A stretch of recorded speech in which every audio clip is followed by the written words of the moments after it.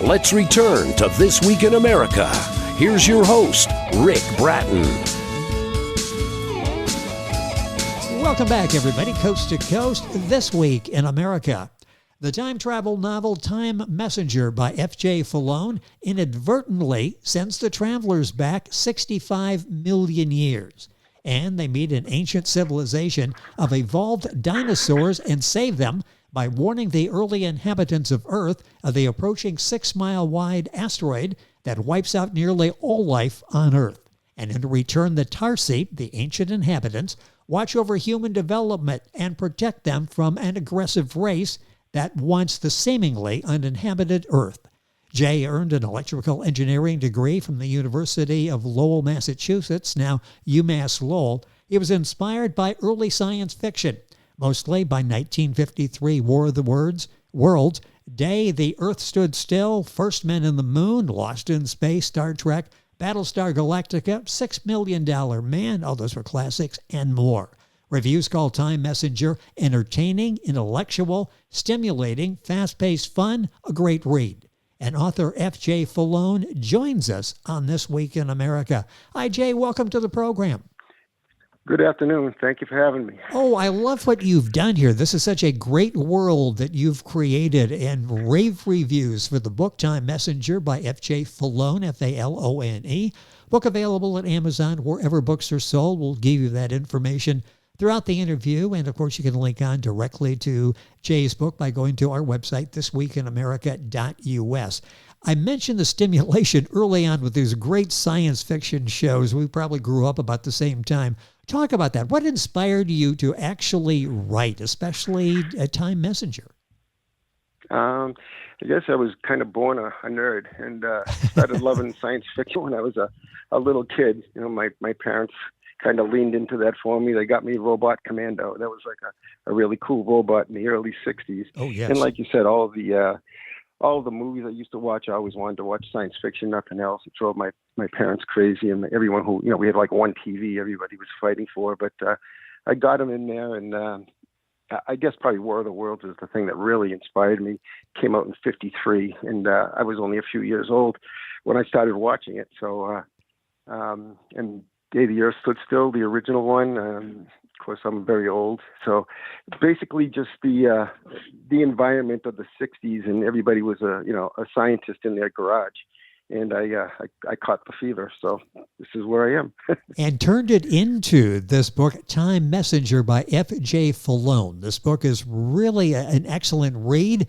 It's not violent, so you've got a lot of young people that are reading it, maybe like you, that are really encouraged by what they read, excited about science fiction, may follow in your steps as well. The book is doing so well, Time Messenger by F.J. Falone. Talk about the idea for the book. How did this idea, you've got all these ideas from all these great classic TV shows and movies. Where did the idea for Time Messenger come from? Well, actually, it was going to be two books. One was about meeting an ancient civilization, and another book that they invented time travel. And it just one day just kind of clicked, put them together. It could be a pretty interesting story. So basically, just things, it took years and years to put it together in my head. And basically, that's how it came to be. It was going to be two books, and now it's one. When you came up with this idea, was this one, are you one of those that works from a strict outline? You had all this laid out before you started writing, or did this sort of evolve as you were telling the story? Kind of evolved as I was telling the story. Yes. I didn't have any format. I just kind of sat down one day, and the real estate, I do real estate also, and the market was slow, so I figured I'd just start putting my notes down, and it just kept going until it became a book. Well, and the book Time Messenger is doing well. You'll find it wherever books are sold. We've got the Amazon link on our website, thisweekinamerica.us, F.J. Falone, F-A-L-O-N-E. Again, the link on our website.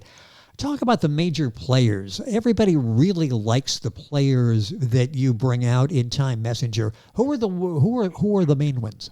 Well, Dominic Costa, he's an astrophysicist, graduated not that long ago, and Maria DeLucci, she's like the genius of the crowd. She's They both went to MIT, both have PhDs in their respective interests. Oh, Dominic Costa is also a paleontologist, which came in handy, believe it or not. And we've got Colonel Jenks, who is the pilot, Mark Stanton, who's an electrical engineer from Stanton. And there's a really a good twist in the book, which I can't really give away because it kind of takes away from it. But I'll give you Colonel Jenks goes back and he gets injured, and they give him this serum that to help the Tarsi, but that wasn't based on his physiology, and he ended up getting himself cured almost instantly and ended up nearly immortal, as you'll find it towards the close of the book, how that turned out. And he meets Professor Einstein, and then they start working on, guess what, the time machine. Mr. Ross, he's the financier. He's the one that, he's probably in his 80s and 90s, so they think, and there's a twist on that one, too. So he's the one that financed the construction of the time machine and helped everything go forward to get a larger one built in the shadows that no one knows about. So those are the major players. There are a lot of twists and turns, as you alluded to. You couldn't say too much because that would spoil it for the people who have yet to read it. And at the end of each chapter, you end with a cliffhanger. This is a book that it's going to be difficult to sit down, read a couple chapters, put it away until tomorrow. You're going to want to go to the next chapter to see what happens. The book is Time Messenger by F.J. Falone, our guest on the program. Let's talk about this whole concept of the time machine. What was the purpose? What was the goal of the time machine? Well, originally the goal was they were going to send back a probe, and they had to make this probe very rugged so they could send it back 65 million years and record the asteroid strike that created the Chicxulub crater in southern Mexico. So the whole purpose, so they thought, was to create this thing that they could send back and witness a historical event. And as they ended up, they found out that they were in the background. No one knew what was going on. The government was creating a craft that they could send back and meet with this ancient civilization that they had already known about that no one else really knew about. So the driving force behind this was to get some video of the meteor, 6 mile wide meteor that crashed, and collect data and send it back. Just have to last 65 million years in orbit. But as it turned out, that didn't work out that way. Well, yes, and you'll have to read the book to find out what happened. Time Messenger by F.J. Falone, our guest on the program. Using a time machine can be tricky. Sometimes we read a book or we even see a movie where they've got a time machine and we get lost in what's going on. And sometimes it's like, wait a minute, I don't know what's happening here.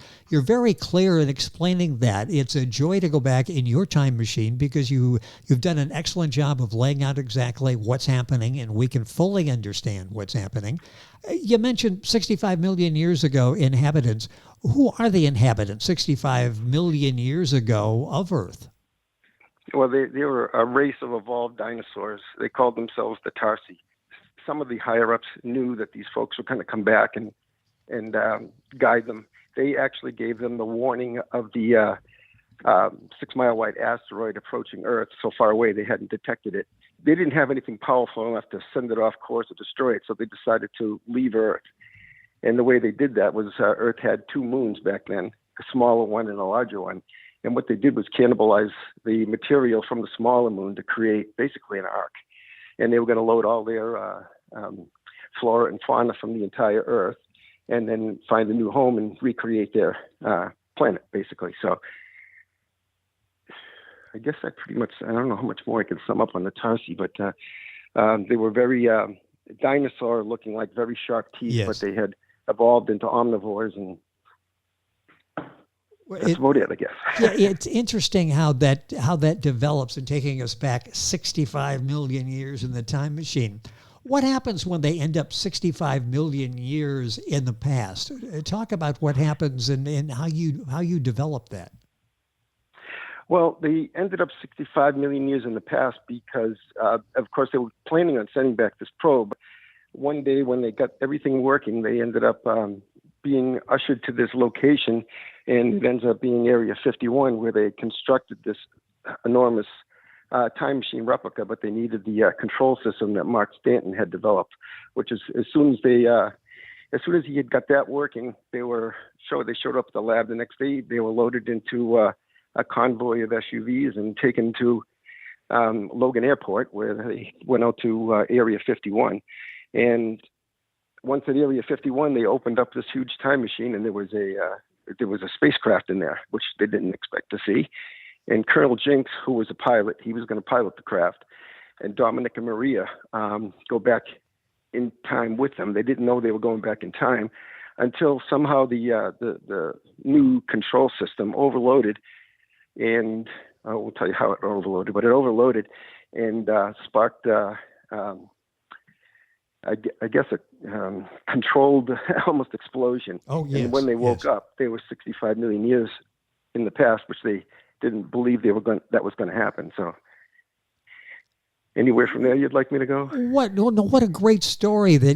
I'll stop you before you maybe say something. Let's get people interested, and they can enjoy it as they read the book for the first time. The book is Time Messenger by F.J. Falone, Falone, if you're Googling. Book available at Amazon, Barnes & Noble, usual places. A link on our website, thisweekinamerica.us. I love the way you present the Tarsi. How did they save themselves from destruction? Well, they created the ark from that second moon. They made an enormous ark.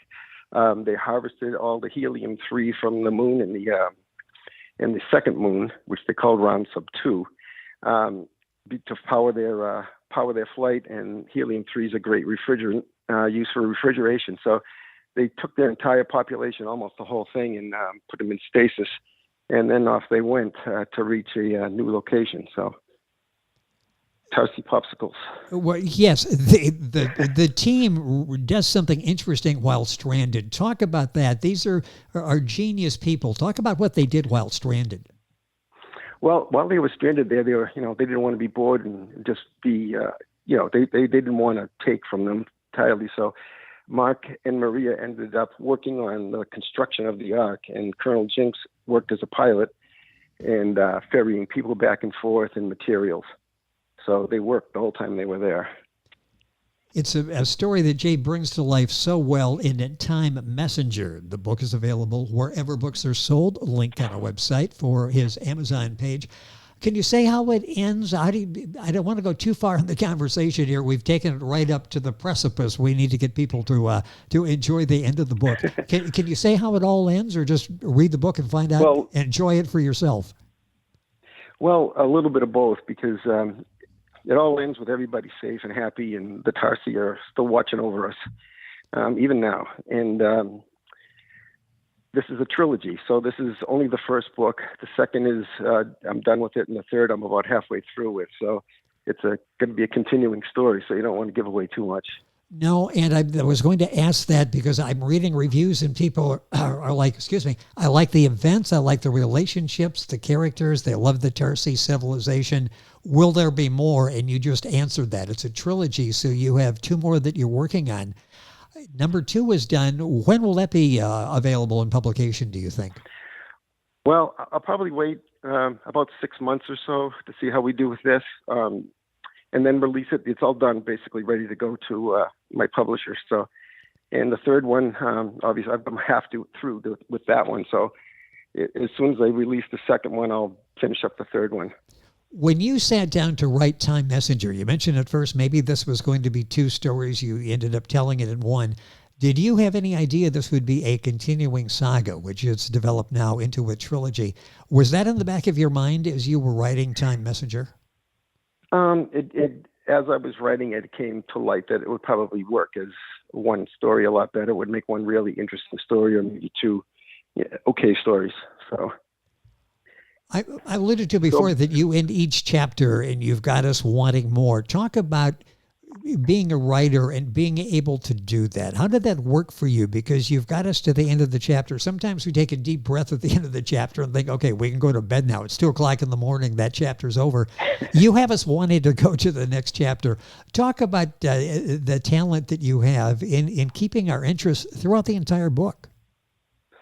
Well, I don't know if I have that much talent other than it just kind of flowed that way. But back when I was really young, I used to watch the chapter plays a little bit, Buck Rogers, Yes. and they always left you hanging, but they never gave you what you really wanted when you went back to the next episode. They changed it. So, but anyway, that's what I wanted. I tried to leave it on an end where you didn't want to stop. You wanted to go to the next chapter and keep it going. So I've got a lot of comments about that. I didn't really realize I was doing it at the time, but well, it's a talent, and keep doing it, because people do like that. You do see that in the reviews, and you start quickly out of the gate. Sometimes it takes 3-4 chapters before we figure out what's going on with the story. We know right away what's going on as you read Time Messenger. What age group is this designed for? And maybe it's for everybody, because that seems to be who's enjoying it.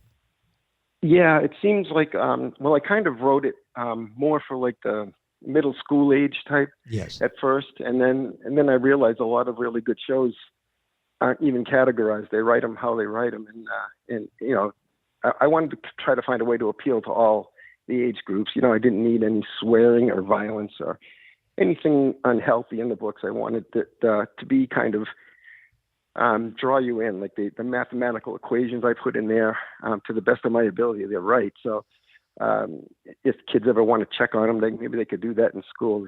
If they get excited about it, maybe they'll talk a little bit about Einstein's theory and the relativistic effects of speed, and hopefully they'll get interested in it like I did and become a nerd and develop real time travel. Well, I mentioned it's been called intellectual stimulating. It really is, isn't it? And it's entertaining on top of that.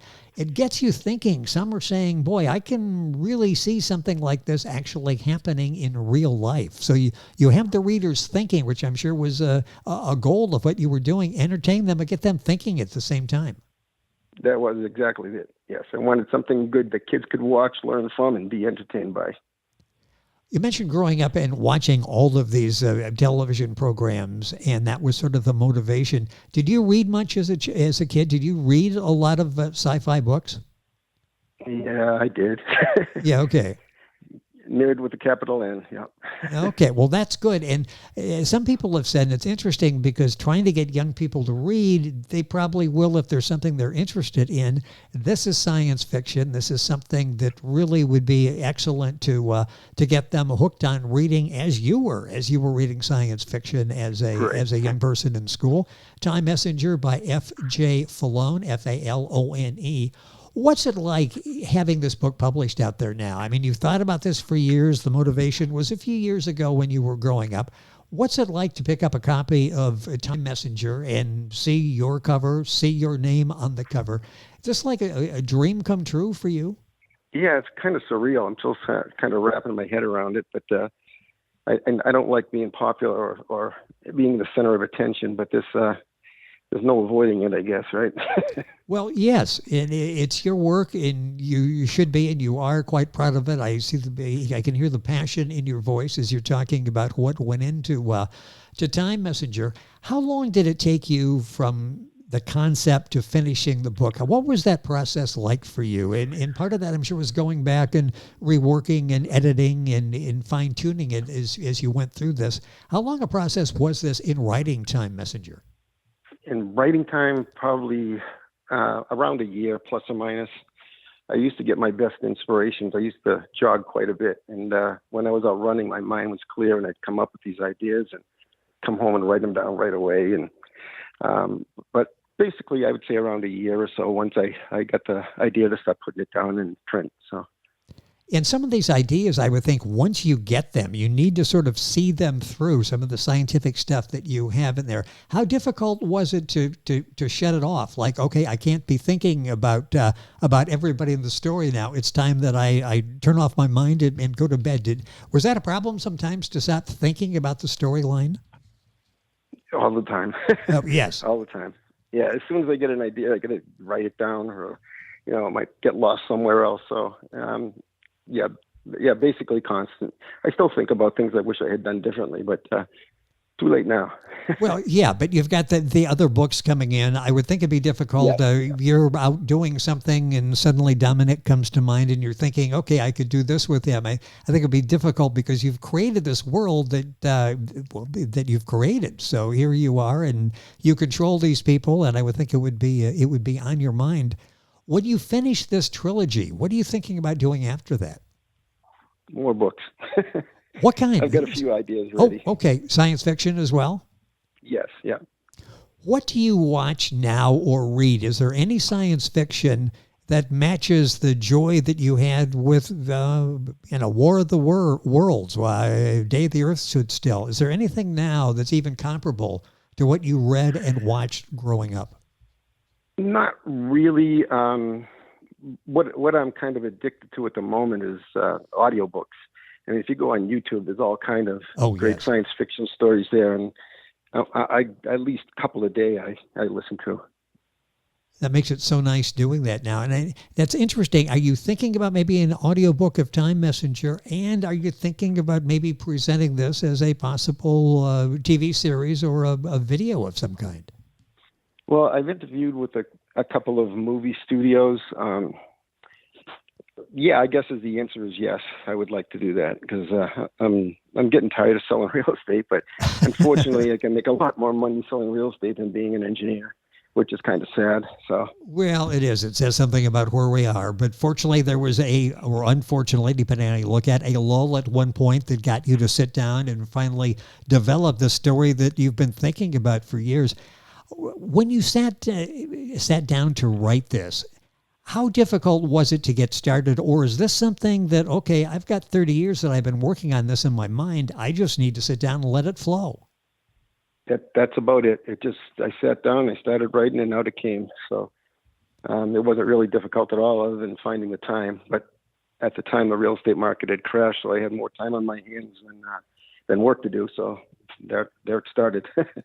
Well, each chapter ends in a cliffhanger, which is always good for a reader that, okay, this is, buckle the seatbelt. You're getting ready for a ride here. This is going to be an enjoyable and thrilling ride. It's non-violent. It will get you to think. It's a really entertaining book. And the good news, it's a good, entertaining book, and there will be at least two more in the trilogy. The book is Time Messenger by F.J. Falone. That's Falone if you're Googling. Book available at Amazon, Barnes & Noble. I'd like to thank King Pages Press. That's Jay's marketing consultant for arranging our conversation today. Jay, it's been a pleasure. It sounds like maybe 6 months or so we can do this again and talk a little bit about the sequel to Time Messenger. A pleasure having him on the program. Congratulations on the success of this. Wonderful job with the first book. Looking forward to the other two in the trilogy. Thank you for being with us on the program. It was my honor, and thank you for having me. Jay, it's been a pleasure. Thank you so much. Look forward to doing it again. Again, our guest is F.J. Falone, Falone. The book is Time Messenger. You'll find it wherever books are sold. An Amazon link on our website, thisweekinamerica.us. You're listening to This Week in America, and we're back on today's program right after these messages. This Week in America is online. You can visit our website, thisweekinamerica.us. Scott Pinkerton, associate producer of This Week in America. Jay Anderson, segment producer. Ben Watson, webmaster. Otto Bechet, director of engineering and TV production. This Week in America produced and is a trademark of Blue Funk Broadcasting, LLC. For information on all of our guests and to listen to this week's show, our website again at thisweekinamerica.us. And I'm Sean Bratton, executive producer of This Week in America.